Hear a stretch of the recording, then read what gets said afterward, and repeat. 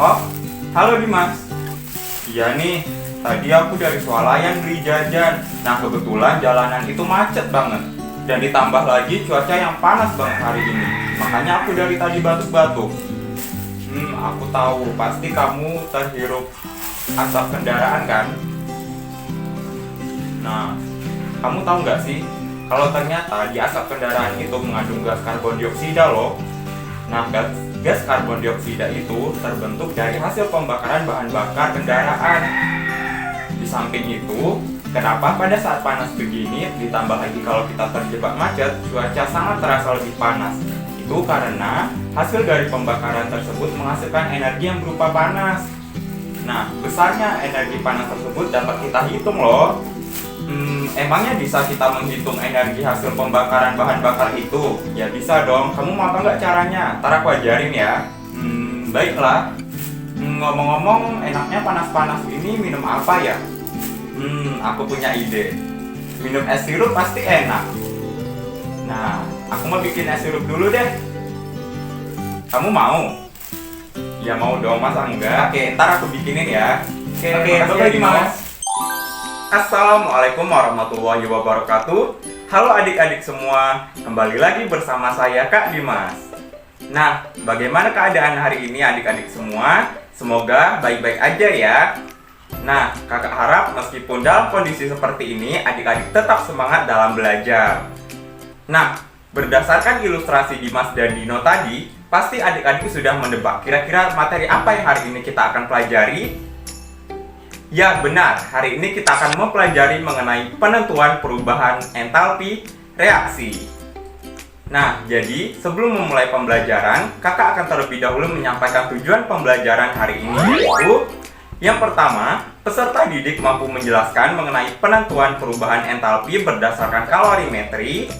Kemudian yang kedua yaitu peserta didik mampu menjelaskan mengenai penentuan perubahan entalpi berdasarkan hukum Hess. Dan yang ketiga yaitu peserta didik mampu menjelaskan mengenai penentuan perubahan entalpi berdasarkan data perubahan entalpi standar. Nah, adik-adik udah pada siap belum nih untuk belajar hari ini? Oke, kalau sudah kita mulai ya. Dan jangan lupa ya, persiapkan segala peralatan yang akan digunakan selama pembelajaran. Nah, jadi kakak mau tanya dulu nih. Ada yang tahu nggak bagaimana cara untuk menentukan perubahan entalpi suatu reaksi? Ya, benar. Ada beberapa cara untuk menentukan perubahan entalpi suatu reaksi. Yang pertama yaitu berdasarkan eksperimen atau kalorimetri.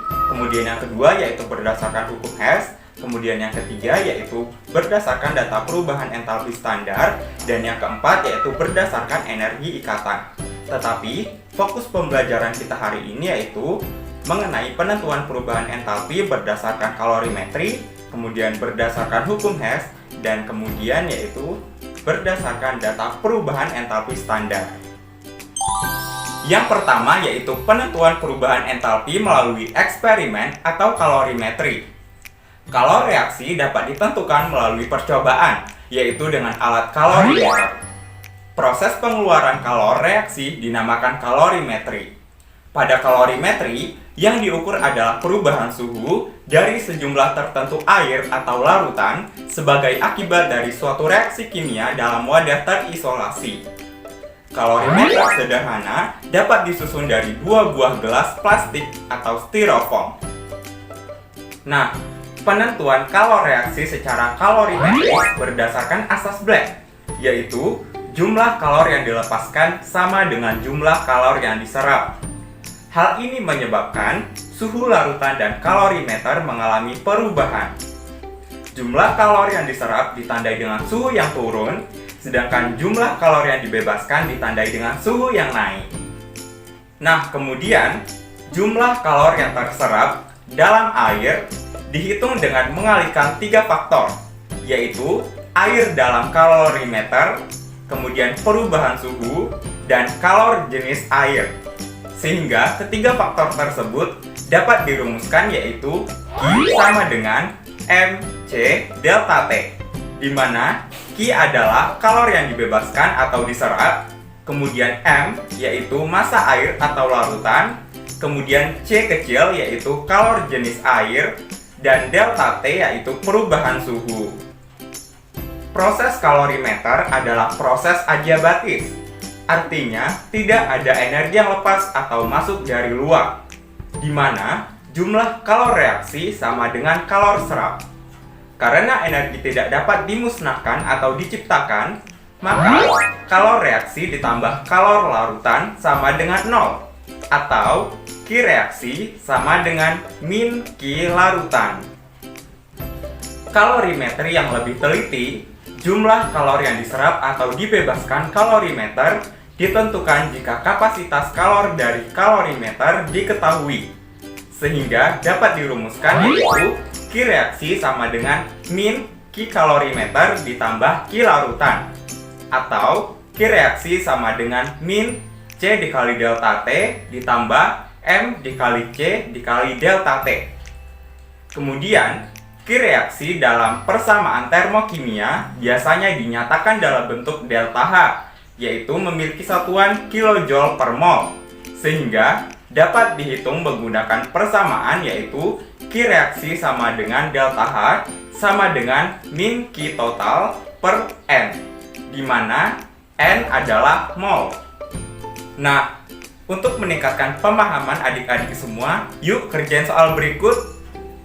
Tapi dicoba kerjain sendiri dulu ya.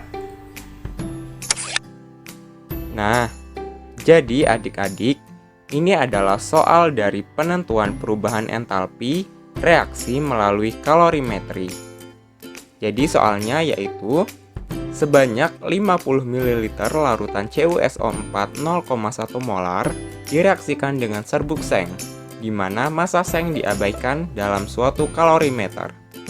Jika reaksi tersebut menyebabkan terjadinya kenaikan suhu sebesar 9 derajat Celcius dan kalor jenis larutan dianggap 4,2 Joule per gram derajat Celcius. Persamaan termokimia yang paling tepat untuk reaksi tersebut adalah di mana Rho larutan sama dengan 1 gram per mol. Ayo adik-adik, silahkan dikerjakan ya soalnya.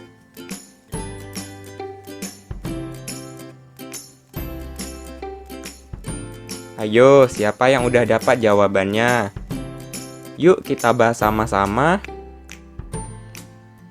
Jadi, langkah-langkah untuk mengerjakan soal ini yaitu yang pertama, sebaiknya kita menuliskan terlebih dahulu apa saja yang diketahui dalam soal. Nah, jadi adapun yang diketahui dalam soal yaitu volume CuSO4 yaitu 50 ml, kemudian molaritas CuSO4 yaitu 0,1 molar, di mana massa Zn diabaikan, kemudian kenaikan suhu atau delta T yaitu 9 derajat Celcius, kemudian kalor jenis larutan yaitu atau C yaitu 4,2 Joule per gram derajat Celcius. Kemudian Rho larutan atau massa jenis larutan yaitu 1 gram per mol. Kemudian yang ditanya adalah persamaan termokimianya. Lalu langkah selanjutnya yaitu menentukan reaksi yang terjadi antara CuSO4 dan serbuk seng, di mana akan menghasilkan endapan Cu atau tembaga dan larutan dari seng sulfat atau ZnSO4. Lalu langkah selanjutnya yaitu menentukan mol dari CuSO4 dengan cara mengalihkan molaritas dari CuSO4 dengan volume CuSO4 yang diketahui, di mana molaritas dari CuSO4 yaitu 0,1 molar dan volume CuSO4 yaitu 50 ml. Sehingga didapatlah mol dari CuSO4 yaitu 5 mmol atau sama dengan 0,005 mol. Kemudian langkah selanjutnya yaitu menentukan massa dari larutan CuSO4. Nah, untuk menentukan massa larutan CuSO4 yaitu dengan cara mengalihkan massa jenis larutan atau Rho dengan volume larutan. di mana rho larutan sebesar 1 gram per mililiter, lalu dikalikan dengan volume larutan sebesar 50 ml, sehingga didapatlah massa dari larutan CuSO4 yaitu 50 gram. Nah, kemudian selanjutnya yaitu mencari nilai Q, di mana untuk mencari nilai Q yaitu mengalihkan massa dari larutan CuSO4 dengan kalor jenis larutan dengan kenaikan suhu atau delta T. Nah, tadi diketahui bahwa massa dari larutan CuSO4 yaitu 50 gram. Kemudian, kalor jenis larutannya sebesar 4,2 Joule per gram derajat Celcius. Dan kenaikan suhunya atau delta T-nya yaitu 9 derajat Celcius. Nah, selanjutnya yaitu kita mengalihkan antara ketiganya. Maka didapatlah nilai Q yaitu 1,89 kJ. Nah, selanjutnya kita akan menentukan nilai delta H, yaitu dengan cara membagi min Q per mol atau N, di mana tadi kita mendapatkan nilai Q sebesar 1,89 kJ. Karena bernilai min, maka nilai Q-nya sebesar min 1,89 kJ. Kemudian dibagi dengan nilai mol. Tadi diperoleh nilai molnya sebesar 0,005 mol. Maka setelah membagi nilai Q dan N, didapatlah nilai delta H sama dengan min 378 kJ per mol. Nah, ini merupakan reaksi eksoterm karena bernilai negatif atau melepaskan panas. Nah, jadi persamaan termokimianya yaitu CuSO4 ditambah Zn menghasilkan Cu ditambah ZnSO4, di mana nilai delta H-nya yaitu min 378 kJ per mol. Yang kedua yaitu penentuan perubahan entalpi reaksi dengan hukum Hess. Perubahan entalpi reaksi kadang-kadang tidak dapat ditentukan secara langsung, tetapi harus melalui tahap-tahap reaksi. Hukum Hess menyatakan bahwa entalpi reaksi yang dibebaskan ataupun diserap hanya tergantung pada keadaan awal reaksi dan hasil reaksi, serta tidak bergantung pada jalannya reaksi. Maka, perubahan entalpi atau kalor reaksinya juga merupakan penjumlahan aljabar dari perubahan entalpi yang menyertai reaksi. Nah, tahap-tahap reaksi suatu zat dapat digambarkan melalui siklus energi. Dan contohnya dapat adik-adik lihat pada gambar di samping, di mana gambar tersebut menggambarkan suatu siklus energi pembentukan zat C dari zat A. Untuk mengubah zat A menjadi zat C atau produk, maka diperlukan kalor reaksi sebesar delta H1. Kasus ini bisa juga dinyatakan dengan cara lain, yaitu untuk mengubah zat A menjadi zat B, diperlukan kalor reaksi sebesar delta H2. Dan zat B diubah menjadi zat C dengan kalor reaksi sebesar delta H3. Dengan demikian, harga perubahan entalpinya yaitu delta H1 sama dengan delta H2 ditambah delta H3. Hayo, siapa yang bingung dengan rumusnya? Kalau bingung, yuk sama-sama kita kerjain contoh soalnya. Tapi dicoba kerjain sendiri dulu ya. Jadi adik-adik, ini merupakan soal dari penentuan perubahan entalpi reaksi dengan hukum Hess. Nah, ini terdapat sebuah siklus tahap-tahap reaksi. Nah, jadi soalnya yaitu berdasarkan diagram energi tersebut, harga delta H4 sebesar. Nah, ayo silahkan adik-adik mengerjakan terlebih dahulu ya.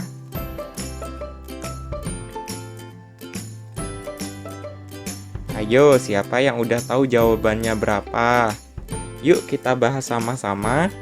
Nah, Jadi, seperti biasa, untuk mempermudah mengerjakan soal ini, terlebih dahulu kita menuliskan apa saja yang diketahui dalam soal. Jadi, yang diketahui dalam soal yaitu delta H1 sebesar 138 kJ, kemudian delta H2 sama dengan min 1400 kJ, kemudian delta H3 yaitu min 286 kJ, dan yang ditanya yaitu delta H4. Nah, jadi berdasarkan diagram energi tersebut merupakan reaksi pembakaran etanol. Nah, di mana di sini terdapat reaksi satu tahap pembakaran etanol, di mana akan menghasilkan gas karbon dioksida dan uap air yang ditunjukkan oleh panah dengan nilai delta H4 yang ditanya. Sedangkan untuk reaksi yang lain yaitu terdapat 3 tahapan, di mana masing-masing tahapan tersebut memerlukan energi sebesar delta H1, delta H2, dan delta H3. Maka, berdasarkan diagram tersebut, didapatlah persamaan yaitu delta H4 sama dengan delta H1 ditambah delta H2 ditambah delta H3. Nah, dari persamaan tersebut, kita bisa memasukkan nilai-nilai delta H yang diketahui, di mana nilai delta H1 yaitu 138 kJ dan delta H2 yaitu sebesar min 1400 kJ dan delta H3 yaitu min 286 kJ. Maka kita tinggal menjumlahkan saja, dan didapatlah hasil yaitu delta H4 sebesar min 1548 kJ. Kemudian, yang ketiga yaitu penentuan perubahan entalpi reaksi berdasarkan data perubahan entalpi standar. Kalor suatu reaksi dapat juga ditentukan dari data entalpi pembentukan zat pereaksi dan produknya. Dalam hal ini, zat pereaksi dianggap terlebih dahulu terurai menjadi unsur-unsurnya. Kemudian, unsur-unsur itu bereaksi membentuk zat produk. Secara umum, misalnya untuk reaksi antara zat AB dan zat CD, maka akan membentuk produk yaitu zat AD dan zat CB. Maka, untuk menentukan perubahan entalpi reaksi tersebut dapat dihitung berdasarkan selisih entalpi pembentukan produk dan reaktannya. Nah, kakak masih punya contoh soal nih. Yuk kita kerjain bareng-bareng. Tapi dicoba kerjain sendiri dulu ya. Nah, adik-adik, ini merupakan soal dari penentuan perubahan entalpi reaksi berdasarkan data perubahan entalpi standar. Nah, jadi soalnya yaitu diketahui delta H0FSO3 sama dengan min 48 kJ per mol. Kemudian delta H0FSO2 sama dengan min 35 kJ per mol. Berapakah entalpi reaksi untuk penguraian SO3? Nah, adik-adik silahkan dikerjakan dulu ya soalnya.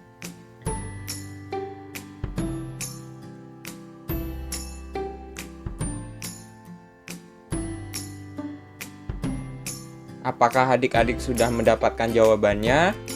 Jika belum, ayo kita kerjain sama-sama. Nah, jadi adapun langkah-langkah dalam mengerjakan soal ini yaitu kita terlebih dahulu menuliskan reaksi penguraian SO3, di mana gas SO3 akan terurai menjadi gas SO2 dan gas oksigen. Lalu, berdasarkan persamaan reaksi tersebut, maka untuk menentukan entalpi reaksi atau delta H reaksinya itu menggunakan rumus jumlah delta H0F produk dikurang jumlah delta H0F reaktan, atau bisa juga dinyatakan sebagai delta H reaksi sama dengan sigma delta H0F produk dikurang sigma delta H0F reaktan. Nah, karena produk dari penguraian SO3 yaitu SO2 dan O2 dan reaktan dari reaksi tersebut yaitu SO3, maka kita dapat memasukkan nilai-nilai dari masing-masing delta H0F yang ditanya. Maka untuk delta H0F SO2 itu bernilai min 35 kJ per mol dan delta H0F O2 itu 0 karena merupakan zat bebas atau senyawa bebas. Dan untuk delta H0F sebesar min 48 kJ per mol. Nah, untuk masing-masing nilai delta H0F, zat-zat tersebut itu dikalikan dengan koefisiennya. Lalu, didapatlah nilai delta H reaksi sebesar 13 kJ per mol. Nah, jadi adik-adik, kesimpulan pada pembelajaran kita kali ini yaitu yang pertama, penentuan perubahan entalpi reaksi melalui eksperimen menggunakan alat yang disebut dengan kalorimeter, yaitu berdasarkan asas Black, di mana jumlah kalori yang dilepaskan sama dengan jumlah kalori yang diserap. Kalorimetri yang lebih teliti, jumlah kalori yang diserap atau dibebaskan kalorimeter ditentukan jika kapasitas kalor dari kalorimeter diketahui. Kemudian yang kedua yaitu perubahan entalpi reaksi kadang-kadang tidak dapat ditentukan secara langsung, tetapi harus melalui tahap-tahap reaksi. Hukum Hess menyatakan bahwa entalpi reaksi yang dibebaskan ataupun diserap hanya tergantung pada keadaan awal reaksi dan hasil reaksi, serta tidak tergantung pada jalannya reaksi. Kemudian, yang ketiga yaitu kalor suatu reaksi dapat juga ditentukan dari data entalpi pembentukan zat reaksi dan produknya. Dalam hal ini, perubahan entalpi suatu reaksi dapat dihitung berdasarkan selisih entalpi pembentukan produk dan reaktannya. Nah, jadi bagaimana nih? Apakah adik-adik sudah paham dengan materi pembelajaran hari ini? Baik, jika sudah, maka jangan lupa ya untuk terus tetap belajar. Nah, sebelum menutup pembelajaran hari ini, kakak ada beberapa soal untuk adik-adik. Jangan lupa dikerjakan ya. Yuk, dicatat soalnya.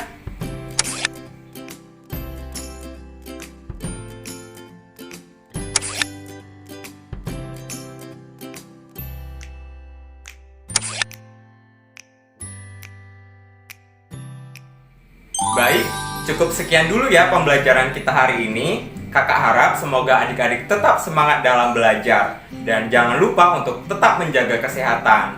Oh iya, tadi kakak hampir lupa. Kak Dino kan mau bikinin kakak es sirup. Ya udah deh, kakak mau ke belakang dulu ambil es sirupnya. Dadah adik-adik, sampai jumpa lagi. Assalamualaikum warahmatullahi wabarakatuh.